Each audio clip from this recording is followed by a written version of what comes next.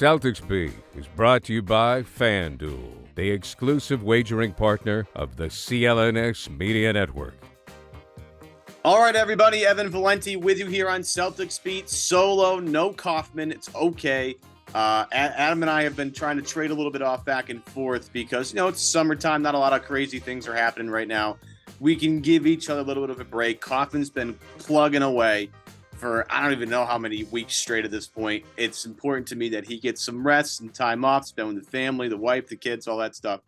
And I am taking over solo here this week with CLNS's very own, of course, Boston sports journalist as well, Bobby Manning. Bobby, good morning. What's going on, sir? Good morning. Adam's never here when I'm here. I know. We'll have to get you on together that way, or at least, maybe the two of you solo, so that way you guys can have some sort of little connection here. It's always good to have a Syracuse guy on, as a fellow Syracuse guy, Adam, as well. But it's good to have you on, man. The Garden Report's still crushing it. You guys continually put out, I think, probably some of the best stuff that CLNS has to offer on our YouTube page and our website. So congratulations to your success, my friend. Thank you. Yeah, we finally got back together this week. Had a big Brown blow up that everybody's probably been waiting for. Yeah, arguing about his contract situation, which moves into its fourth week now. Nothing to see here. We're gonna get to that in a minute because I do want to talk to about some Brown stuff off the top, but we have to talk about you first because I don't know if you saw this, Bobby. You went viral yesterday. So all I'm gonna do is I'm gonna clear out. I'm going to give you the lane. I'm going to give you the runway. Defend yourself. After everybody came after you for taking 26 shots in 22 minutes. Defend yourself here. So, yeah, I'm playing in a summer league right now. They take the box scores, all of that. They got the refs. It's pretty official. And last summer, they do it like every season, but I don't really have time to do it during the summer. So last summer, I played on the championship team. But we had one player who took, 30 shots a game, averaged over 40 a game. And it was great because he was incredible.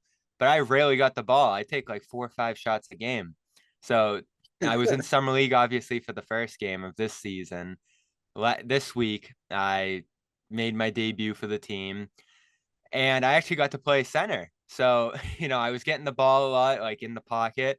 And I was just firing. And listen, the scoring's pretty accurate. I'm not sure it's 100% accurate. It didn't feel like I took 26 shots. I definitely took a lot. I definitely was very aggressive. And I'm happy I was because sometimes I'm not aggressive out there. And I'm like, I left points on the table. I left shots on the table. But I put up 16, 8, 3 blocks, which no one talked about. No, and it's smoothed over when you take 26 shots, Bobby. And I do feel like I had at least 1 assist. So there you go. You got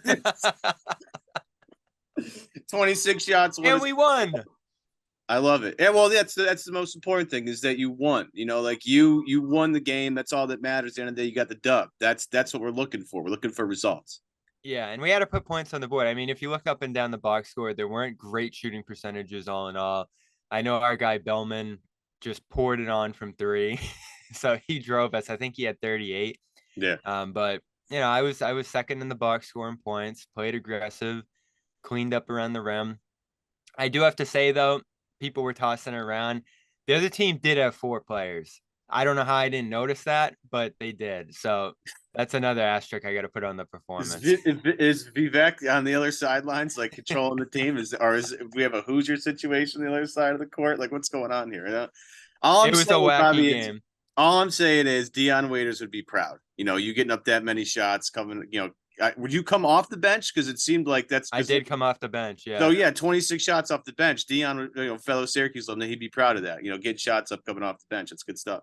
Well, next Wednesday, we'll have another box score for everybody. Yeah, this is going to be the weekly thing. I think you got. In August, it might be the only thing to talk about.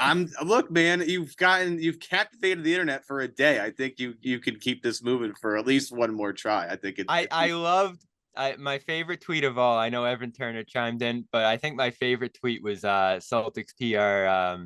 Celtics PR's Christian Megliola saying, "Pass the ball. You're better than this."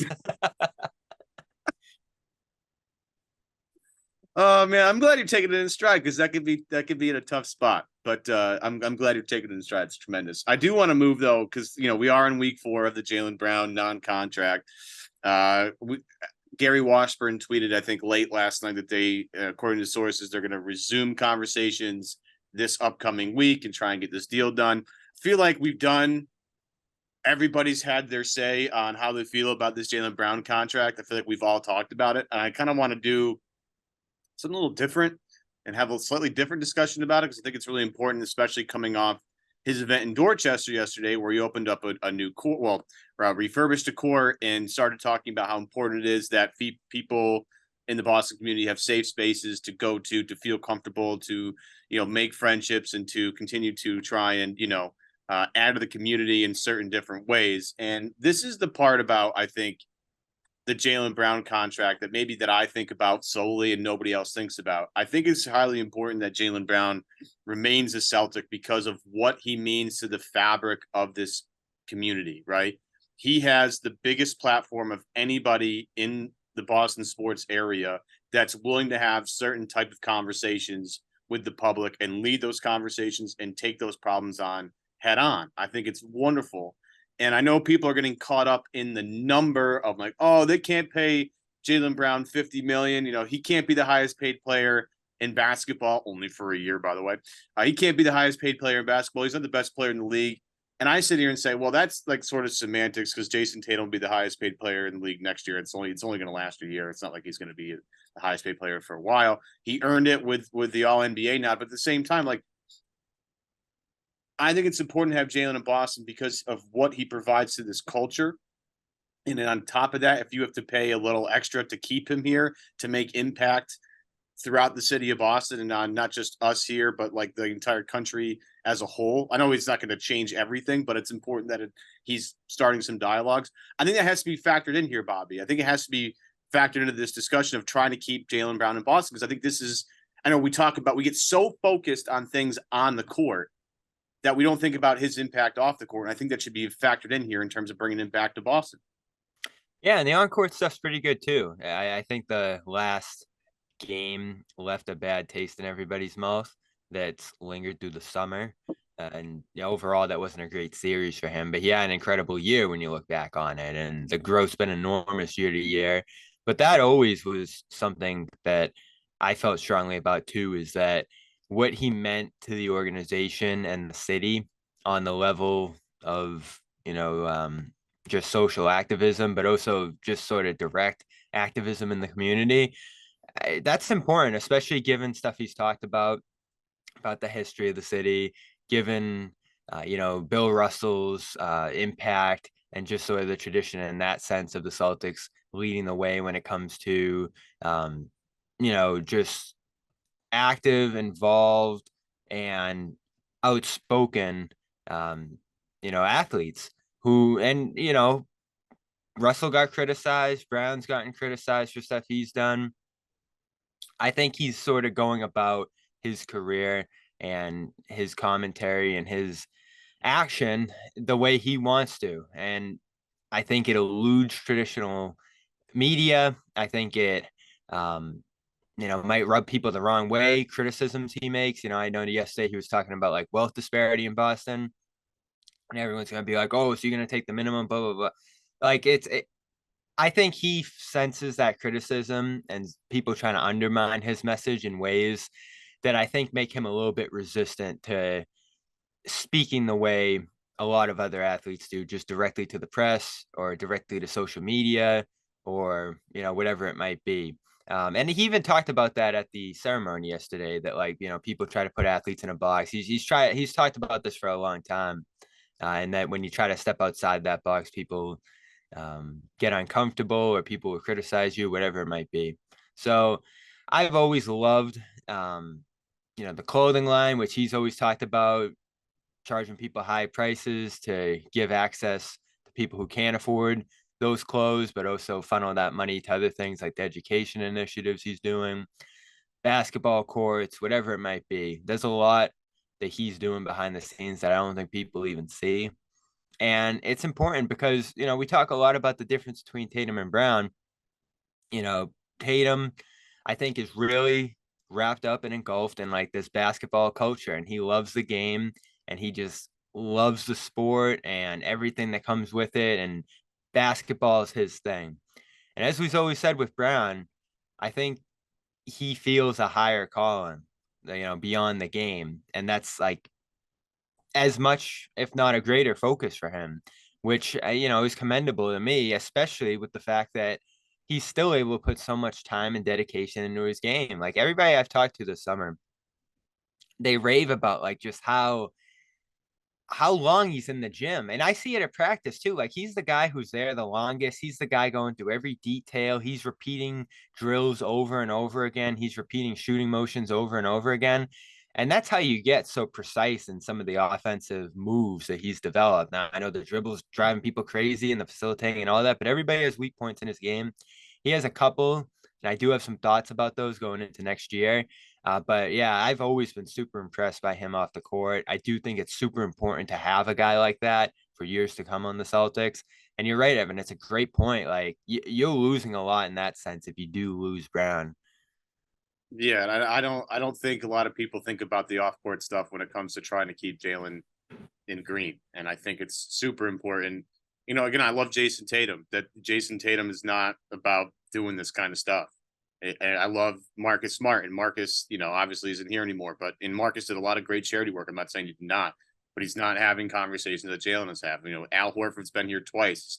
I think it's really important, like, to have a voice like that, to have some, like, and it's very evident that he idolizes Bill Russell. What was it? Game 1, the first game of the Hawks series, he had Bill Russell cleats on. I thought that was a great nod to the guy that has built everything for everybody in the NBA. Like the older guys talk about, paving the way for the next generation. Bill did it for everybody. And we had Cedric Maxwell on just after Bill passed, and about how, if you take out everybody in NBA history, like Bill Russell probably has the greatest impact of any single player, not just in NBA history, but maybe in like North American sports history. So it's great that Brown seems to, at least be taking up that mantle a little bit and step into that role. But, you talk about the on-court stuff and, his potential fit with this new team. And I've been talking a little bit with Kaufman about how, I'm a little worried about Jaylen and his fit with Porzingis. You know what I mean? Like, I have a little bit of a hesitancy to get fully behind the Porzingis experience, because I don't think anybody in the Celtics knows how to make an entry pass to anybody in the low block. Like, I just don't think, outside of Derek White, I have zero confidence in anybody's ability to do that all the time. And I think Jaylen might be my biggest question mark on, like, how is that going to work together? How are Tatum and Porzingis going to find synergy? Not Tatum, Porzingis, Brown and Porzingis going to find synergy? Because to me, Porzingis is brought in to help with this problem of this offense goes in the toilet when Tatum's not on the floor. When Tatum's on the floor, the on-off numbers are spectacular. Like last year, there was a point where like Tatum plus 4 dudes was a top whatever offense in the league. Like he was unbelievably impactful in the on-off court metrics. So I have a little bit of hesitancy here, and I don't know if Jaylen realizes this either. Like, does Jaylen realize that Porzingis might be the number 2 in the pecking order between Tatum, Brown, and Porzingis? Because I think I have more confidence in Porzingis leading an offense for good stretches than I do Jaylen Brown. Am I crazy? No, and I can imagine a world where he's that second unit, let him cook guy, especially given his skill set. He's able to line guys up. He's able to shoot over pretty much anyone on the court. And he's able to create that shot for himself, especially in that trail spot. So I do think Porzingis is going to be the guy driving those second units a lot of the time. The interesting thing is, though, when Tatum steps off the court, and you have to think his minutes will finally decrease a little bit this year. His games off will probably finally tick up for the first time in like 3 years. So that's the good thing about it, is that there's an interchangeability between the stars on this roster. And of course, given the position Porzingis plays, an interchangeability between the bigs. All of them, of course, are going to probably need some games off this year. But when everybody's out there, I do have the same questions, Evan. Brown didn't shoot a lot of corner threes last year. I think it was less than 50. That obviously used to be his role primarily, is shooting out of the corner. Porzingis never shoots corner threes. I was going through all his tape, Dallas, Washington last year. I think he just shot a couple dozen total last season as a whole. He's in that trail spot all the time, which is good in a sense because he doesn't always have to be playing in the middle of the floor. He doesn't always have to be playing around the post. He can be a guy stretching that big man out, which will be effective against some of these guys like Giannis and Embiid. And man, he really can shoot from a long distance. And I think that's primarily where the Celtics are going to use Porzingis, which will give Brown some cutting lanes, some mid-range flexibility. They gave him a lot of that last year, and he was incredible from that spot on the floor. So I do think there's going to be some ways for these guys to coexist, especially in the second units, where maybe Brown and Porzingis can kind of get some two-man game stuff going. Brown obviously didn't have a ton to work with. Brogdon, being a guy who was primarily the scorer off the bench last year, didn't really have big man outlets. So having Porzingis is going to make a difference in that sense.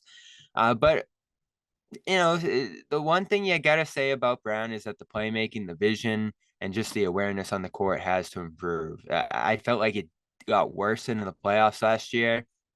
He always has that laser focus on the basket a lot of times. And if he's going to be trying to play off or play with Porzingis, there's going to have to be sort of that connectivity that you saw with Smart and Tatum last year, which honestly was probably my favorite combination on the team, the way Smart would screen for him, Tatum would screen for Smart sometimes, and those guys would just roll off each other and make plays in that pocket area. And that's something Brown and Porzingis can do on the second unit, I think, but it's going to have to take another adjustment by Brown, not only a willingness to take corner threes, which he'll have to do, I think, to make this work, but also to be a passer in that pocket area and not always be looking for that shot. Because I know we're not thinking about this as a big three, Evan, but it is. These are three massive usage players, three guys who excel in isolation scoring.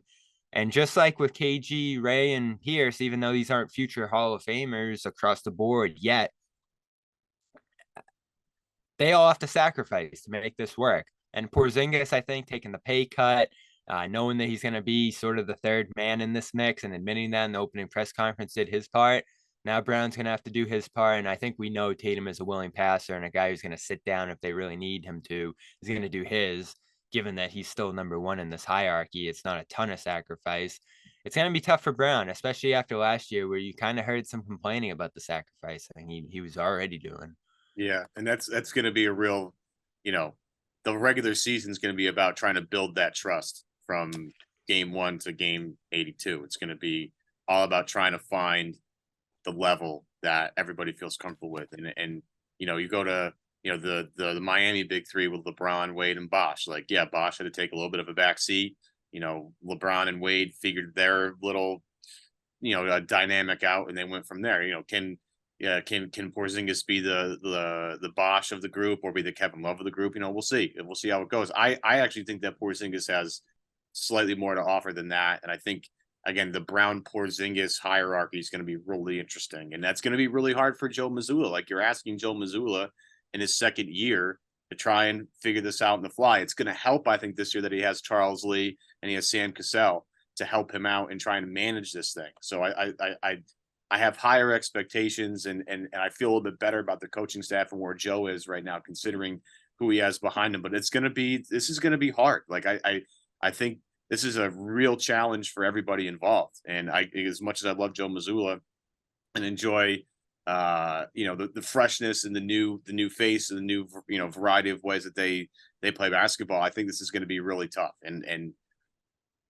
I understand people's, I guess, hesitancy to like really get behind Joe, but you have to understand, like, the two guys behind Joe will just replace him if it doesn't work. I mean, I think they've kind of sent a message to Joe pretty loud and clear, like, hey, like, we're giving you what you need, but at the same time, the guys behind you are fully, like, Charles Lee had 4 interviews this offseason, and like Sam Cassell is like knocking on the door of a head coaching job. So, it's going to be up to those guys and then everybody else in the room to try and figure all that stuff out. I do want to take a quick break, though, from this show to tell you today's show is powered by FanDuel. They get your first swing at betting MLB on FanDuel. Get 10 times your first bet amount in bonus bets up to $200. That's right, just $20. You'll land $200 in bonus bets, win or lose. That's $200 that you can spend betting on everything from the money line, the over-under, to who do you think is going to hit the first home run of the game, with any runs scored, etc., etc. All of it can be found on an app that's safe, secure, and super easy to use. Plus, when you win, you get paid instantly right into your account. It's fantastic. There's no better place to bet on MLB than FanDuel, America's #1 sports book. So sign up today. Visit FanDuel.com/Boston to get up to $200 in bonus bets. That's FanDuel.com/Boston. FanDuel, the official partner of Major League Baseball. Evan Valenti solo with Bobby Manning here on the show from, of course, Boston Sports Journal. Of course, you also know him from the Garden Report, CLNS Media's own. It's like a post-game show for the regular season. Then you guys, how many times a week are you guys coming at the people during the offseason? Just once, twice? What are you guys doing? I'm doing 2 shows, the full crew. We do our weekly show, and then I'll try to bring a guest on. We had Dart Adams on kicking around Yeah, I some of the love Jaylen Dart. stuff. And If you don't follow him on Twitter for Boston thoughts, you owe it to yourself for just music history, because I've never seen anybody come at the internet with more just this is how this really happened in the music industry takes than Dart. He just continues to educate people. It's wonderful. yeah, and he's got a Reggie Lewis commemoration coming up. He said 30th anniversary of Lewis's death coming up, and he's got something coming for that. So stay tuned for that. Yeah. But yeah, I've always loved giving him the sounding board for his Celtics talks. He's very high on what they've done here and the moves they've made, and I'm torn on it. One thing I love about this offseason, though, Evan, is there's been so much conversation. Obviously, moving Smart was a lightning rod topic. That always was going back 10 years. So, of course, finally trading him was going to cause massive debate.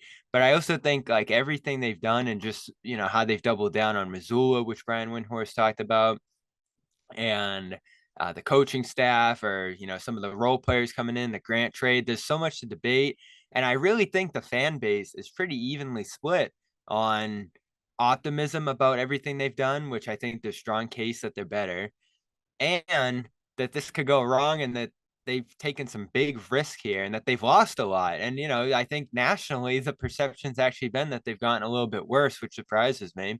But, I think you've also had some people, and I think, Ryan Bernardoni's been chief among them, that he doesn't love what they've done this offseason. I do think I lean a little bit in that direction too. I think they had something that really worked in 2022, and they ventured pretty far from that. And part of it was out of necessity because Ime Udoka's gone and the whole staff's gone, and you really don't have a coaching staff who is going to continue that identity. But also, they've had some great opportunities here to upgrade in talent. And the Porzingis thing, just to get back to that, it's so enticing because you bring in the 7'3" guy. It's not Kevin Garnett, but it kind of feels like that. You're going and getting this all-star big man who just has this allure around him, and really coming into the league looked like a guy who was changing the way basketball is played. And I know he's had some ups and downs through the years, but finally hits his stride last year. And now you think might be entering his prime with the Celtics in a really good situation. And one thing Dart said that I loved on the Garden Report is that he might have played for the 3 most unstable organizations in the NBA coming into Boston. So this is a spot add where the you Kings think to that, and it'd be the force of them right there. Yeah.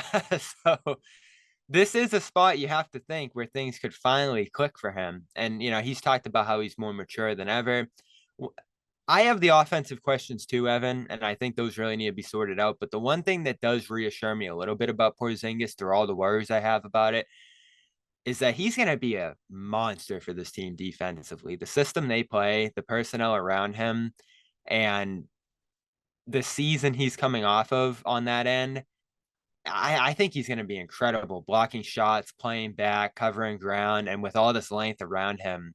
I think this defense is going to play a lot differently this year, and I think they might be in a different style and play to get back to that #1 spot. It's going to look different than it did in 2022, much different now, actually, and there's not that forcefulness and brute strength, and I do think that's a real question. But analytically, I think they're in a place where they could really be forcing teams to take tough shots against them. And that's what they tried to do last year, but didn't quite have the personnel or the time to implement. Yeah, it's also like a chemistry thing too. I think having Joe come in and try and tweak certain things is they lost Will Hardy too, which I think people don't really take into account enough. Like, Will Hardy had a tremendous first season with the Jazz for a very good reason. He's an excellent head coach, right? He's been on Pop's bench forever. You know, as a Western Mass guy, we all love Will Hardy out here in Western Mass as a Williams College alum. We're all big fans. And he had a really big part in terms of trying to figure out defensively what their identity was and implementing it. So I think losing, you know, a big part of your voice in the locker room as a defensive, you know, guy, Will Hardy going to Utah was a tough loss. And, you know, and trying to get over that's going to be hard. I think I fight with people on terms of. By the way, Utah really wanted Porzingis too. Yeah, well, I'm going to get to some Utah stuff in a minute. I want to save that for just a second because I do think that. I think the ceiling's higher for this team, but the risk is greater, right? Because of all the injury risks they have on this team. Like in a vacuum, Kristaps Porzingis is a better player than Marcus Smart. Like that's just flat out. I love Marcus; he's great. But like Porzingis has been an all-star before and been a number one on a team before. Like Marcus, again, I love him to death. I will root for the Memphis Grizzlies until they play the Celtics. Like I'm a big fan, but the talent is much different. You know, like Marcus's defensive talent is unbelievable. You have to sort of question all the toll that his body's been taking the past 9 years. And so I question whether he's ever going to be the same guy again. He won Defensive Player of the Year, first guard to win it since Gary Payton, which is a ridiculous accomplishment. But I don't know if he can ever be that guy again. Whereas Porzingis, like, yeah, is he not as versatile defensively? Sure. Did Marcus Smart guard Porzingis like pretty well? Like, absolutely. I've seen it. But Porzingis brings a different dimension and changes the geometry on the floor when he's out there, which I think is really important to sort of know. And I think considering their offensive problems, I think I'm willing to take a chance on sacrificing Marcus to try and get a little bit better. Because like the one thing because everybody keeps asking me like, hey, like, how do you feel? And I'm like, well, at first, like it just ripped my heart out. But at some point, one of Jaylen or Smart like had to go because you can't keep running this back. You just can't and just expect things to be different unless Tatum takes this massive leap to the best player in the league somehow, you know, or like top 3, no question. And you can't bank on that. Right? You can't bank on Tatum making he's already top 10, top 7. I think Jokic, Giannis, and Curry and Luka, like those guys are your top echelon. Can Tatum get there? We'll see. Can he ever do you think Jason Tatum can have a Nikola Jokic like impact on an NBA Finals? That's hard. That's really hard because Jokic affects so much with his play. But by swapping out Smart, bringing in Porzingis, you change some things. Yes, defensively, you won't be as good, but you'll have more answers to more questions, I think. And jettisoning Smart, not my first choice, but at the end of the day, like one of those 3 guys probably has to go if you don't win a finals this year. And I'm willing to bet on Jaylen and Jason over Marcus, and that's where I settled on it. Yeah, and that deal was something of a compromise too between maintaining their ability to stay all in for the next year or 2 here and have some future pieces to remain flexible and, you know, keep the core going around Tatum specifically. And we'll see, you know, how things shake out with the 2 other stars going forward, the draft picks, whatever it might be. Then, you know, they I think solve some issues here, as you say, like the zone problem that they've had. Porzingis definitely brings some zone busting qualities. I look back at a couple of games he played against the Heat last year, and he was active and involved and moving. But it's going to require Tatum and Brown set a lot of this stuff up, which is what you really lose in Smart. Because as you said, yes, Porzingis on paper, across the board, you're checking the boxes. He checks more boxes in terms of stuff he can do on the floor. But some of those things are things you already have in terms of isolation scoring and shooting and whatever it might be. You had a passing problem on this team, a facilitating problem that I think still exists, even though I'm excited about Derek White getting pushed up the lineup. He's not a great advantage creator, I think, as a point guard. You know, he's a guy who I think, especially in this situation, is going to still end up playing off the ball quite a bit. You know, bring the ball up, I'm sure, plenty. be a threat out there as a shooter and as a, catch and roll guy, screener. I love his screening still to this day. And I love that he's going to be playing 35, 40 minutes a game. But I don't think anyone's looking at him and saying he's going to be the orchestrator of all of this. I don't think anyone's looking at Tatum and Brown and still maintaining this utmost confidence that they're going to take huge steps as playmakers this year. Because honestly, I thought they took a little bit of a step back last year after that was really a focus under Udoka. So they have to continue to do that, especially when a lot of the personnel around them, Porzingis, some of the new bench guys they brought in, these guys are really impactful as cutters. And Brown, too. We talked about during the playoffs the amount of times Tatum and Brown were connecting, and how often they're able to succeed alongside each other. So for this to succeed, like, they have a great team on paper. They have a lot of answers to problems that they had a year ago, but it's still going to require that growth from Tatum and Brown for those guys to be the playmakers and the facilitators. And I know a lot's been made out of Smart's gone, Grant's gone, those big voices are gone. Tatum and Brown are going to have to step up as leaders, and I do think that's true. But the greater urgency and need out of them might be them stepping up as the playmakers of this team. And that's going to be a big challenge for Brown after the year we just saw him have in that sense. Tatum has taken some real steps in that part of the game. And I do think there's always a willingness on his part to move the ball, but then it's going to be on him to stay moving and just keep this offense active. Because I do think probably the biggest thing that worries me about Porzingis alongside injuries is that he does have some real ball stopping tendencies. He is a guy who's going to face up and take his time. And you do see with a lot of the tape on him, it's a lot of guys standing around alongside him.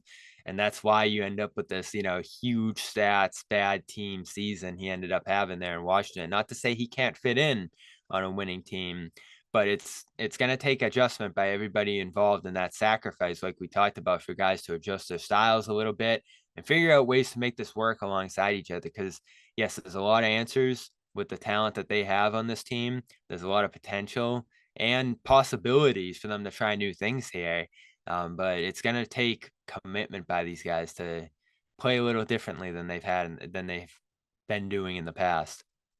Got to be honest with you, Bobby.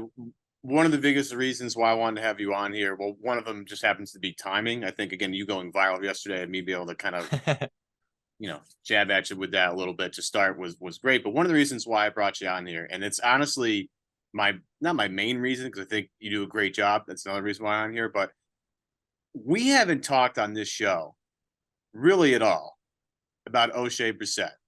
And nobody on this beat knows Oshae Brissett better than you do. And that's, I mean, I love everybody on this beat. They're all tremendous people.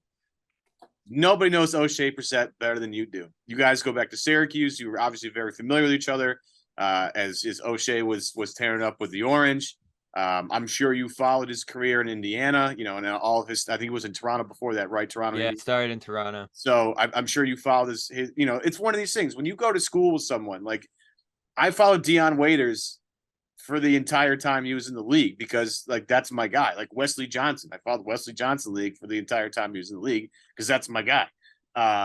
Chris Joseph and Fab Melo didn't last so long. You know what I mean? Is RIP to Fab. But when you interview guys and you go through the same stuff with them as a fan, because like you're a journalist but also a fan of the team, like it's hard not to just be invested in their success. So with we talked about bringing Porzingis in to kind of supplement the loss of Smart. They lose Grant Williams. They bring in Oshae Brissett. They have Sam Hauser, and they have Jordan Walsh, who I'll like to talk about in a minute.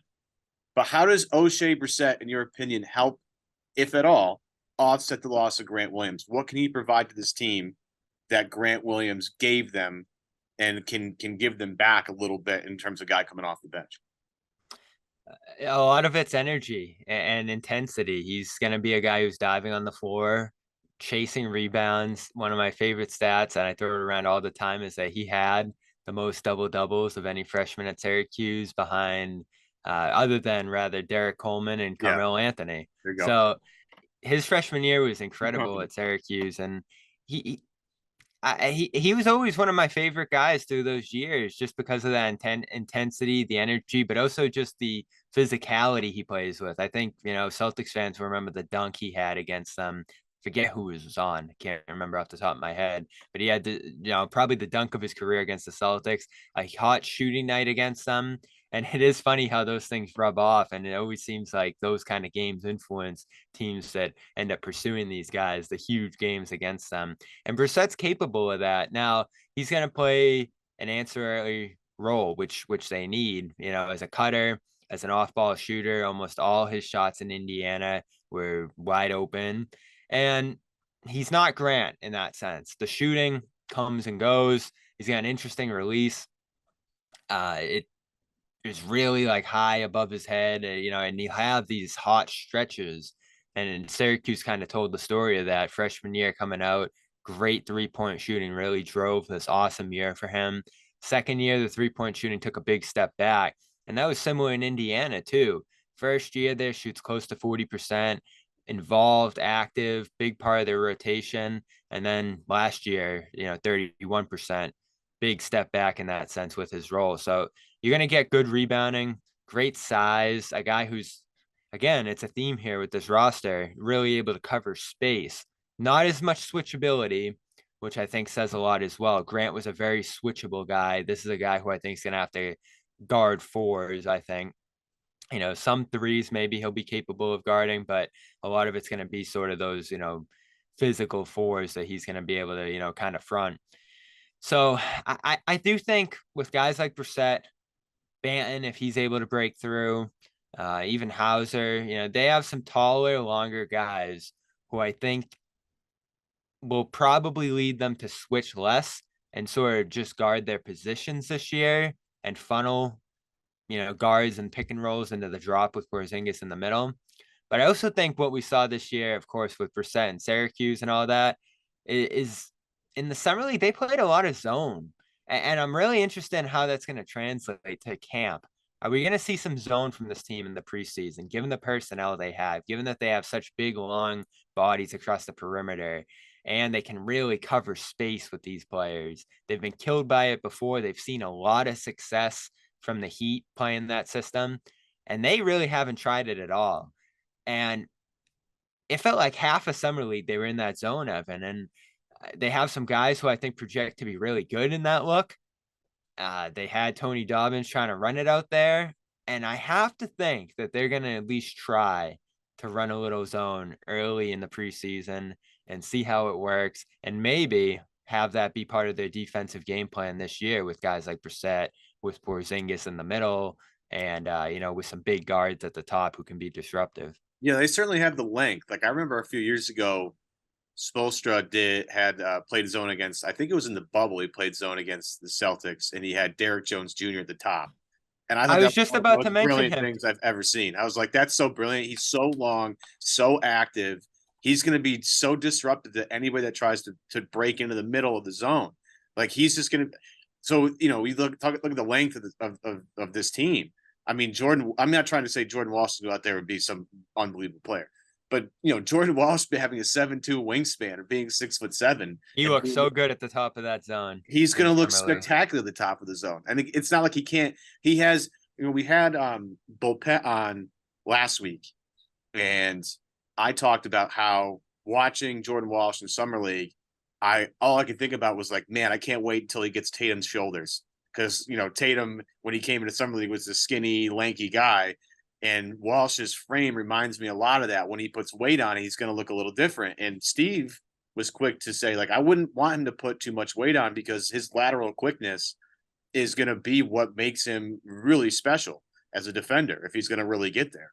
And so as you toy between the two, I think Walsh's ability to be a great lateral mover in space and someone that understands help defense as a help defender, like I think the sky's the limit for him, especially if they play zone. Like if he's got to know where everybody is and where everything is, but with his reaction and his ability to recover, I think you have potentially a guy that could play a little bit more in a role like that. Because I think about, like, if you go back to Tatum's rookie year, I'm not trying to compare Tatum and Walsh like as players. I just want to go back to their roles. If you remember Tatum's rookie year, he's surrounded by Jaylen Brown, Al Horford, Kyrie Irving, and Gordon Hayward. All Tatum had to do was like stand in the corner, hit open threes, play defense, and like drive closeouts. Can Jordan Walsh do all that stuff? I think he's certainly capable of it. Will he make enough mistakes to get taken off the floor defensively? We'll see. But I think there's definitely a possibility that Walsh gets a little more playing time than I think people are admitting right now because of the way he can kind of impact the defensive end. Yeah, and we've seen rookies get on the floor for them. Grant Williams, obviously, I thought played some steady minutes his rookie year during 2020. Yeah, Pritchard got out there, played a real role as a rookie. Some of these guys came in a little more seasoned than Walsh, a little older in some other cases too. He's still so young. It feels like he was in high school yesterday. And it's funny to come out of summer league feeling better about the offense than the defense, given his pedigree as a defender. But I do think defense is probably going to be a little bit of an adjustment at this level, especially if they're playing some different schemes than what he's used to in the past. So I'm interested to see how he looks early on, but I'm not ruling out him playing this year. I don't think there's going to be a JD Davison situation where he's in Maine his whole first year. He's on a standard contract for a reason. And I think they've almost celebrated him and marketed him like a first rounder. I can't remember. And, you probably remember a lot more second rounders than I do, Evan, but I can't remember a second rounder that they've really pushed as a team like this. And it's not like this is the only move. Tremont Waters didn't get this kind of treatment. You know what I'm saying? Right. Like Davison last summer, and, they've stashed a couple guys in recent years, but this is different. And it's not like they didn't have some other big marquee moves this summer that they really could have marketed. And Walsh is the only guy coming in here, so they've had to push him extra hard. I think they're legitimately excited about him. Not that he was their first choice. I think a guy like Omax Prosper, there was people there in the first round who I think they were looking at who went, and that's why they ended up trading back a couple of times, because you can't just say like this was their first choice and they're trading back like crazy. It wouldn't make sense, but I do think he was near the top of their list and he fell pretty far, and they were still able to get him while picking up future second rounders here.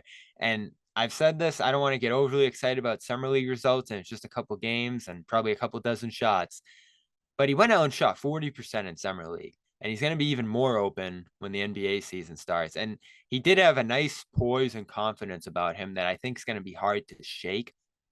Obviously I think a lot of his personal life has shaped that too as he's come up. He's intense and confident and sure of himself in ways that I think are going to translate well to those ups and downs of being a rookie. And given the position he plays, as you mentioned, with Grant gone and Brissett and some other guys trying to fight for those secondary 4 minutes, probably Biggs resting almost every night, there's going to be pockets for him to play this year. And if he's shooting 40% or close to it, he's going to play. Like, that's all there is to it, especially the style they play and the way the NBA is now. If you're shooting, you're going to get out on the floor. And he brings a lot of other things to the table too, which is nice. He's not just that, spot up 3-point shooter. It's what I think is going to unlock the rest of his game. But it's also going to be key to him playing as a rookie, and going out and shooting 40% in the summer league like he did was a great first step. We'll get you out of here on this because this is just some newsy kind of stuff. Bull Pet had an article come out. I think it was there yesterday or the day before. We're recording on a Saturday, so I think it came out Friday. I'll give you one quote. Like, one exec said, "Quote: They valued Malcolm Brogdon. He's a member of their team, a valued member of their team. That's where it ended. We didn't get anywhere." This is, of course, talking about trading Malcolm Brogdon, or at least trying to re-engage on Malcolm Brogdon. The one executive. I just have a question for you, Bobby. Is this Danny Ainge like helping out the C's with with Malcolm Brogdon's trade value, or do you actually think that Brogdon's a quote unquote valued part of this team, considering the lack of guard depth at this point? As far as I've heard, I don't think you can rule out Brogdon moving at this point. I don't expect it to happen. I think the most activity on that front probably already happened. I don't know per se if they're deflecting teams that would be interested in him. I think the biggest uncertainty here is still the medical. The fact that Clippers deal got squashed by, I think having it in place and then it going to the highest level, and then ultimately once the medical gets assessed at that level in LA, the deal fell apart. And I think some of that was exclusive to the Clippers, given the criticism they've received for their player health, bringing in a guy like Brogdon who has some questions on that front wouldn't have been the best look for them. Now, if another team comes along and makes a very aggressive offer, I don't think Brogdon's untouchable. But what never made sense to me was the notion that they were just going to move off his contract to try to get below the tax or make a money move in that sense, because I still think he brings enough to the table here, and they have enough of a need at that position where you should see what he can do this year. Start the season with him, let him recover if it takes some time into the season. And I still think that's probably one of the uneasy questions going into this year, is that we haven't seen or heard a lot from Brogdon. And so does training camp come around? It's like, oh, it needs a couple weeks. You're going to keep continuing this healing program with him. I haven't heard a ton on that front. I think Brad most recently mentioned that he was getting close to getting back out there on the court, which is a positive as August approaches here. But I've always been strongly in favor of bringing Brogdon back. And I wasn't his biggest fan last year. I felt like I was one of his biggest critics, talking about his defense and, the passing and just overall. I think the narrowness of his impact, where it seemed like he was going to bring this wide impact to the team, he really only ended up being a scorer and shooter for them. So listen, there's some ways that they could upgrade there. Like if the Clippers offered Norman Powell, that's an intriguing swap, I think, for both sides, especially if the Clippers can't get this Harden deal done. There's some other deals out there where you split Brogdon to multiple players that I think could make some sense. But as far as my confidence in Peyton Pritchard goes, I have to see it this year, because I think he did get some opportunities last year, not a ton, but even through the early years in his career, where he would get out there and he'd have some dazzling nights, of course, when the ball was in his hands for most of the night. But when he was in more of a, ancillary role, he didn't have the greatest impact. And the one thing you can say about Brogdon last year was then limited minutes off the bench in a smaller role, he was able to be extraordinarily consistent and effective in ways that really helped them. And, I think they're still going to need that vocal presence in the locker room, which he really ratcheted up late in the year. And so did he get comfortable enough in that sense to where he could finally be a vocal leader for this team? He can be that closer if they want to go small. And I think he'll still be key for connecting their smaller and their bigger lineups out there. And then, of course, you're going to need someone to man those secondary point guard minutes. They're high on Pritchard. I know that for a fact. So that makes me even more sure that if the right deal came along, they would move Brogdon. But at this point, I just don't think there's enough momentum in that direction. I don't think there's enough out there. And I still think there's probably enough uncertainty with the medical here that it's not likely he moves. And Brad has really been, if you've listened to his comments over the last month plus, pretty concerted in including Brogdon among like the guys that they're going forward into this year with and building around this season. So I know everybody's freaked out about him being in a deal and it falling apart and how that might impact him. That stuff happens. It's a little rare to actually be like on the doorstep of a deal and having it like signed and ready to go and it falling apart like it was and actually being reported. Cause I think it was Jake Fisher, one of the national reporters, who was saying like this stuff happens a lot, but you don't hear about it because it's not reported until it's like ready to go. This deal was ready to go, him going to the Clippers, and it fell apart. So it'll be interesting to actually hear about it once he, reacts to that. But I think it is something that everybody can kind of push past and understand that it's a business, and now he's back and part of the team again. So if you ask me right now, I have to think Brogdon's going to be on this team on opening night. I agree with you. That's Bobby Manning of Boston Sports Journal, of the Garden Report, of course, CLNS's very own Garden Report. You can follow him on Twitter. You can follow him on YouTube. You guys are twice a week, so you're going to hear Bobby a lot in terms of if you listen to podcasts on iTunes or Spotify or whatever. You can read Bobby, Boston Sports Journal, of course, CLNS Media as well. Bobby, thanks for joining us here today. Make sure you subscribe to this podcast on YouTube, on iTunes, on Spotify, all that great stuff. Shout out to FanDuel, our sponsor. Those guys are the best. Love working with them. We got some fun futures bets coming up that Kaufman and I will get into later on this summer. But for Bobby Manning, for Adam Kaufman, I'm Evan Valenti. We'll see you guys next time right here on Celtics Beat. See ya.